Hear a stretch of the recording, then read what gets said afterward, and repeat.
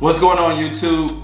Keith Moore Jr. here, and for today's video I'm going to be giving you all 3 tips for weight loss in the year 2022.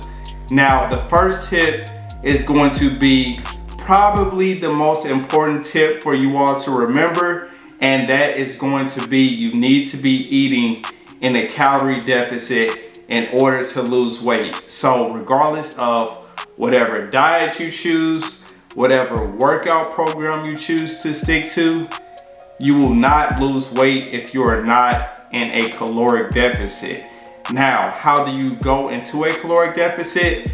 I want you all to download a free app called MyFitnessPal and start tracking what you're eating on a daily basis. And then you want to take a weekly average of your weight over the course of 2 to 3 weeks, and then see what your weight does based on the amount of calories that you're consuming. So I'll give you all an example. So let's say we're starting today. So we will get our weigh in on an empty stomach, and then we will track exactly what we're eating in MyFitnessPal. And as you enter it, MyFitnessPal is going to tell you all the exact amount of calories that you all are consuming. Do that each day. Then after 7 days, I want you to check your weight again in the morning on an empty stomach using the same scale. Now, if your weight stayed the same, that means probably you are eating at maintenance, but just to be sure, we want to do 2 weeks of this. Now, if your weight went up, that means that you are in a caloric surplus. If your weight went down, that means you are in a caloric deficit. The reason we want to do this for 2 to 3 weeks is for us to get an average, just to make sure that first week is not an anomaly. So in each situation, what do? If your weight went up, you then want to drop the amount of calories you're eating each day. So start with dropping it by 250 calories, and then track that for a week and see what happens to your weight. If it still goes up, then we need to drop it even more. Now, if your weight stays the same and you're at maintenance, then what you want to do is drop those calories. Once again, you will want to drop it by, I would say if you're at maintenance, you could drop it by about 150 and then track that to see if that then will drop your weight. If not, you could drop it a little lower. Now, depending on how aggressive your weight loss goal is, let's say you're in a surplus and you have a very aggressive weight loss goal because you have a trip coming up, you have a birthday you want to celebrate, then I would say drop it by 500 calories, because the lower your deficit, the faster you're going to lose weight at a very high level.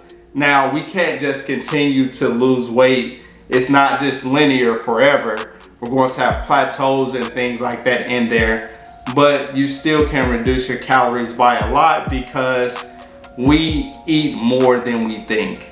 You know, a lot of people will say, well, I only eat twice a day, but then I will ask them how many calories they're consuming and they will have no idea. Or somebody will tell me that they barely eat, but they can't lose weight. And then when I ask them how many calories they're consuming, they have no idea. So you can't say you barely eat if you don't know how many calories you're consuming. Now, the third scenario here is if you lose weight after those 2 to 3 weeks, then you're already in a calorie deficit and you can keep those calories the same. Now, once you reach a plateau, you may need to drop them further. But if you're continuing to lose weight at a decent pace, then you don't need to alter those calories at all.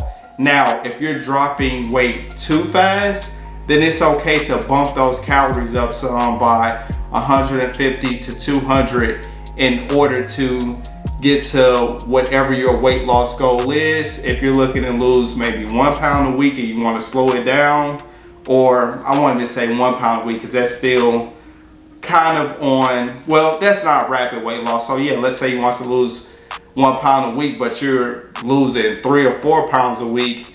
Go ahead and bump those calories up some and then see what happens to your weight. Once again, look at it on a weekly level, because day to day there are going to be fluctuations, whether that comes from how much water you're retaining. Different things can play a factor into that. So that is the first weight loss tip that I have for you all. The second tip is going to be create a plan. And what I mean by that, set aside your overall goal. What is your end goal? What weight do you want to hit? What body fat percentage do you want to get to? And then once you have those goals, you need to create a plan that is going to help you get to those goals. Now, if you want to, you can hire a trainer like myself. Follow me on Instagram if you're looking to work with a virtual personal trainer, or if you're in the Tampa, Florida area, you could train with me in person. But let's say you are not looking to work with a trainer. Be sure that whatever plan you are doing, it is something that you have it laid out week by week, so you know, okay, this is my goal for this week, this is my goal for the following week. Because if you just go and do things aimlessly without a plan, then it's going to be much harder, not saying impossible, but much harder for you to reach that end goal, because you do not have a plan. And creating a plan is going to help you with being consistent. Consistency is extremely important, and that is what makes us create sustainable eating habits as well as sustainable physical activity. Now that is going to lead me into my third tip for weight loss, and that is exercise. Now I say exercise because that gives you a wide range of things that you can do. It's not just go to the weight room and lift weights, or go to the boxing gym and do boxing. Whatever physical activity that you enjoy, then I encourage you to pursue that. Rather than looking at what somebody else does to lose weight and think that's the only way, there is flexibility. I know people that skate, I know people that do CrossFit, different physical activities that they enjoy, and they have been able to successfully lose weight. The goal is to get the body moving. So I hope you all found these 3 tips helpful. If you all enjoy this content, please subscribe to my channel, like the video, and be sure to follow me on Instagram. The link to my social will be in the description. I'll catch you on the next video. Peace.